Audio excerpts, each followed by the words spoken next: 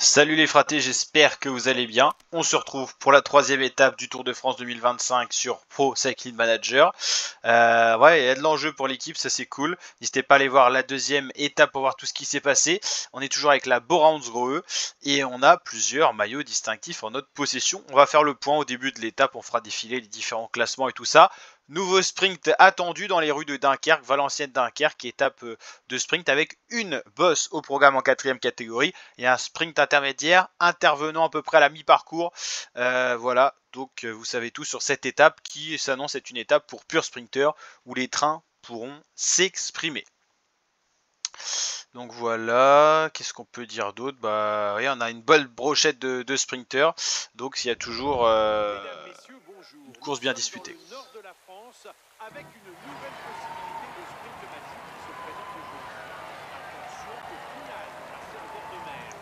Ça bug un petit peu. On va hop, régler les commentaires. Ils sont... Oh, c'est même un peu chiant. On va les enlever. Comme on avait fait avant. Et c'est parti. Ça buguait un petit peu. Ça va se mettre à jour. Il pleut. Ce qui sera possible sur le Tour de France. Oula, les formes du jour, on n'a pas un bon combo là. On aurait mérité un peu mieux. Et voilà, on est maillot jaune. Le maillot le plus convoité. Maillot jaune avec Jordi Meeus. Donc ça, c'est super cool. Il a quand même plutôt bonne forme, heureusement quand même, parce qu'il est maillot jaune, ça devrait l'encourager à faire de bons résultats. On a gagné notre première victoire d'étape avec lui d'ailleurs. Donc maillot jaune et maillot vert, il porte donc le maillot jaune et le maillot vert est porté par le deuxième du classement. Et bien c'est tout simplement Jasper Philipsen, le premier maillot jaune de ce tour d'ailleurs. Vlasov, il va nous protéger Primoz Roglic. Van Poppel, on peut le protéger, Van Poppel, pourquoi pas.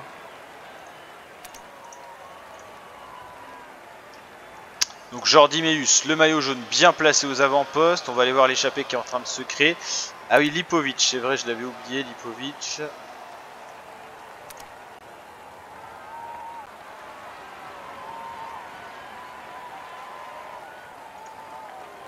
Ouais, donc on va peut-être pas protéger. Alors, Jordi Meeus, c'est le maillot jaune, c'est notre gros sprinter, on le protège, c'est normal. Lui il protège Van Poppel, il va plutôt protéger Lipovic qui est notre haute leader. Et lui on va le mettre dans la roue de Roglic. Ok. On va voir un petit peu ce qui se passe. Alors on a 3 échappés qui sont partis il y a un petit moment. Taco van der Horn pour la Intermarché Wanty, profil plutôt rouleur. Lievins, le belge de la Lotto, et Florian Sénéchal, plutôt rouleur, sprinter. Ok, donc Lievins, coureur assez complet, bon baroudeur. Sénéchal et Taco van der Horn, qui est un gros baroudeur. Et ouais, profil plutôt rouleur. Et derrière, ça a attaqué, mais le peloton n'a pas laissé partir. 3 coureurs max dans l'échappée, c'est ce que laissent souvent les équipes de sprinters fuguer en tête de la course. Alors qu'est-ce qui s'est passé? La première étape, c'est Jasper Philipsen qui s'était imposé au sprint, qui a pris le maillot jaune devant Ackermann et Meeus. Et la deuxième étape, on l'a remporté avec Jordi Meeus, devant en plus Primoz Roglic. C'était un peu une course sprinter-puncher. Et Meeus s'est parfaitement emparé du maillot jaune. Donc on a le maillot jaune, on est maillot vert. Maillot de la montagne, on s'y intéresse pas trop. Au niveau des jeunes, c'est vrai qu'on a Lipovic, ce qui est intéressant. Il a quel âge d'ailleurs, Florian Lipovic? 24 ans. Et on a Van Dijk aussi, mais bon, c'est plus Lipovic qui jouera ce classement.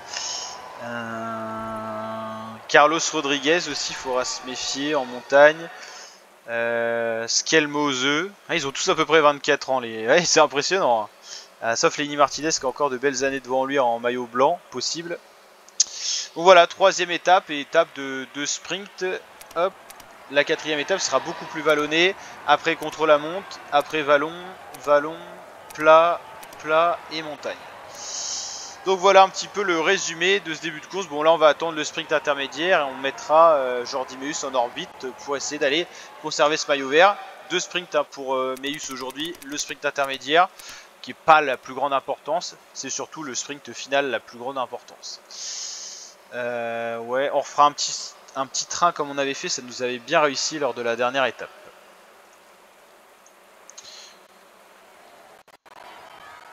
Elle faisait combien cette étape en termes de kilomètres? 171, donc c'est pas du tout la plus longue. C'est d'ailleurs la plus courte des 3 premières.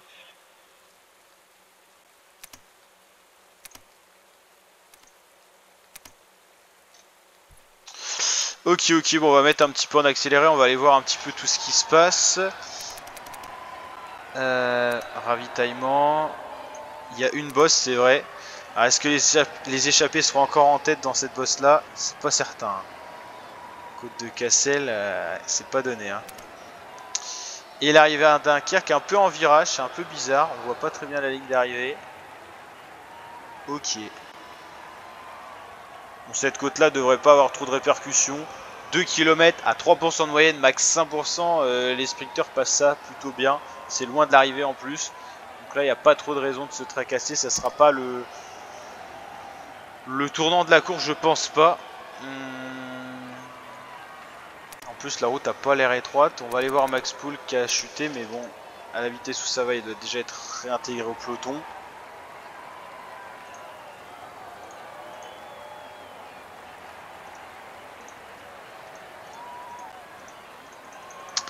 Allez, on se rapproche du sprint intermédiaire. Les coureurs échappés seront toujours là-bas devant. On va préparer un petit train. Merde. Hop. C'est ça qu'on a oublié de Gianni Moscon. Bon, on n'aura pas besoin de tout le monde. Hein. Bon, on va même mieux faire ça. Ça va être plus simple. Ok. C'est vrai qu'au début, j'hésitais à faire le sprint intermédiaire avec Van Poppel, qui est également un bon sprinter,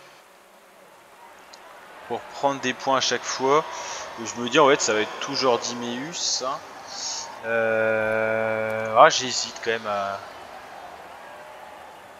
Ah non, je vais mettre Van Poppel. On sait jamais, hein. On n'est pas à l'abri qu'un jour Meeus soit vraiment hors délai ou pas.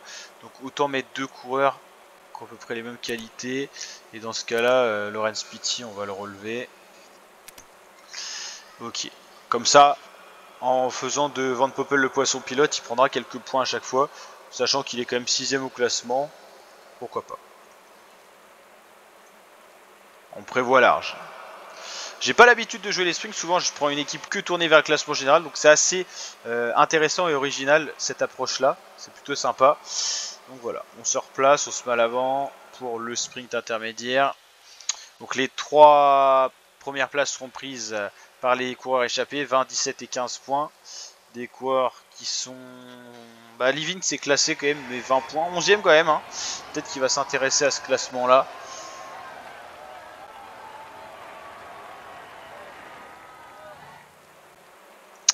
Ça va se rapprocher pour les autres sprinters aussi.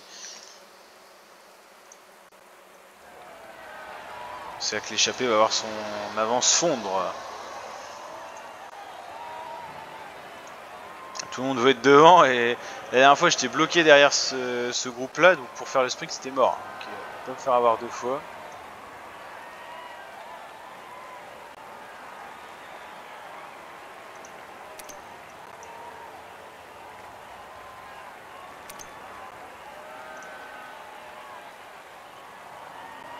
Oh merde, je vais encore me faire déborder. Ah, ça va pas être terrible. 91 points pour Meeus. Il en a pris 10 quand même.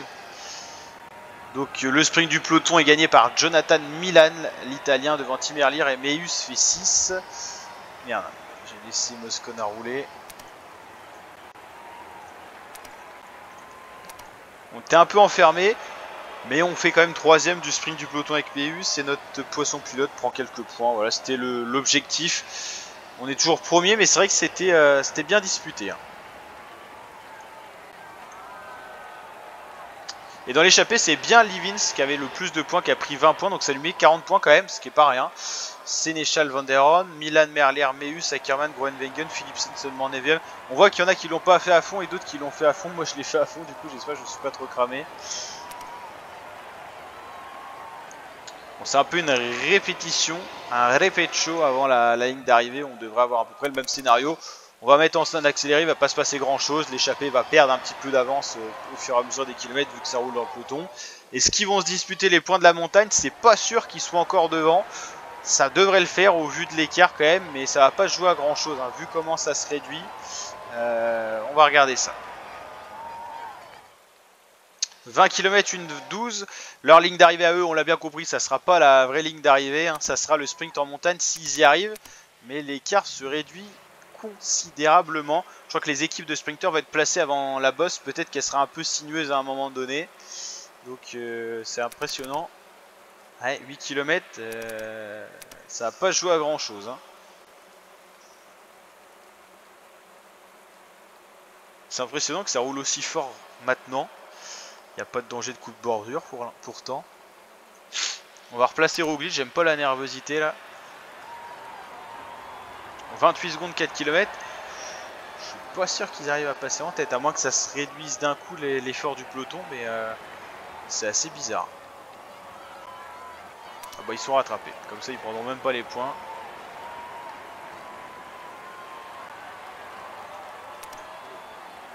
Est-ce que ça serait pas l'occasion de prendre des points avec Vlasov qu'on visera peut-être dans ce classement là?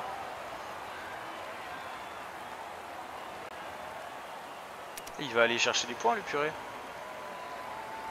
Je l'avais pas vu venir celle-là. Anthony Turgis là. Ah je vais pas l'avoir hein. Ah non mais il s'échappe en plus Turgis. En tout cas il a pris le point, je l'ai pas eu avec Vlasov. Bon nous normalement on joue le sprint, mais c'était marrant un peu l'attaque d'Anthony Turgis qui anticipe là.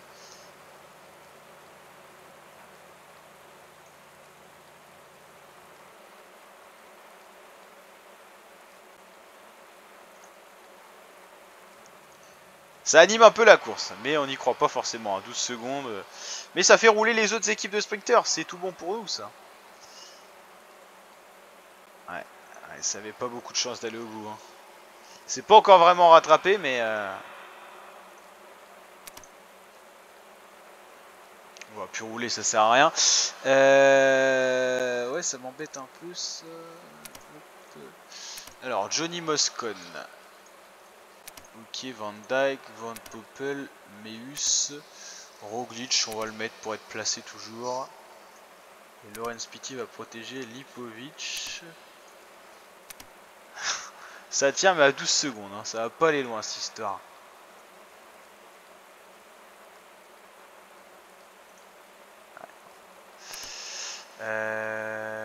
Plutôt ça, parce que Pitti on va peut-être en avoir besoin au final. C'est plus ça en fait. Ok, donc Lipovic, ici, on va le replacer un peu quand même pour pas qu'il perde de temps. On joue le général avec Lipovic et surtout ce qui est intéressant, et que j'en avais pas forcément eu connaissance, c'est que c'est un des seuls qui peut jouer le maillot de meilleur jeune dans notre équipe. Donc voilà. Johnny Moscon, c'est souvent lui qui roule en premier. C'est Gachignard maintenant, les Total Energy tentent le tout pour le tout. Hein.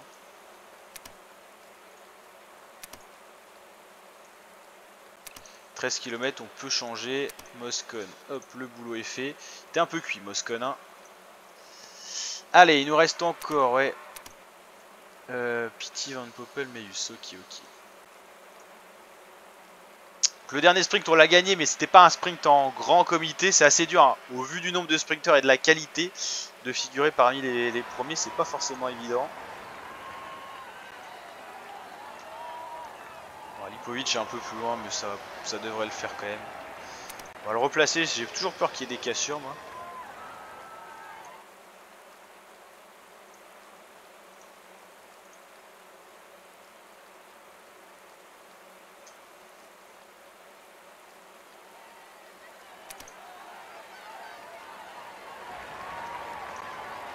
Allez, il va être temps de se remettre en ligne de marche.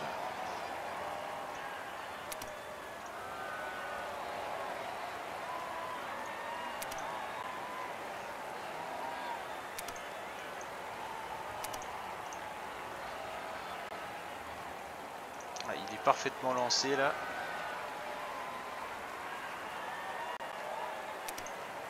Allez, Meus. Ah, il va être débordé complet. C'est Jonathan Milan qui remporte l'étape devant Gaviria Philipsen. On reste placé quand même. Je regarde juste si... Ouh, attention, on disait Lipovic, attention de pas se faire louper de groupe. Pas se faire avoir. Moscone hein, qui fait toujours le travail en premier, c'est normal qu'il soit distancé. Il y a quand même pas mal de coureurs distancés. Et bien c'est la victoire de Jonathan Milan pour l'instant au sprint. On a toujours eu un vainqueur différent pour Gaviria qui n'était pas souvent là non plus. Philipsen, Meus qui ont déjà gagné. Il faut que 3 et 4, ça monte un petit peu. Ce plateau riche en sprinter et c'est toujours assez difficile de deviner ce qui va se passer. On va aller voir les classements. Classement de l'étape, Jonathan Milan. Est-ce qu'il va prendre le maillot jaune? C'est ça la question. Eh bien non, c'est Jordi Meus qui reste maillot jaune. Ça c'est cool pour notre équipe. Devant Philipsen, Roglic. Ok.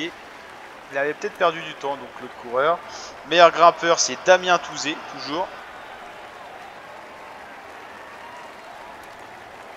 Classement par points pour 9 points d'avance sur Philipsen, c'est Meus. Ok. Madis Mikkel, le classement des jeunes. Et classement par équipe, là tout d'or. Ok. Bon bah, un sprint encore assez difficile à aborder.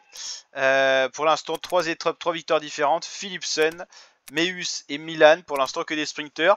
Étape beaucoup plus punchy vers Rouen. On verra si c'est toujours un sprinter ou un sprinter puncher qui l'emporte.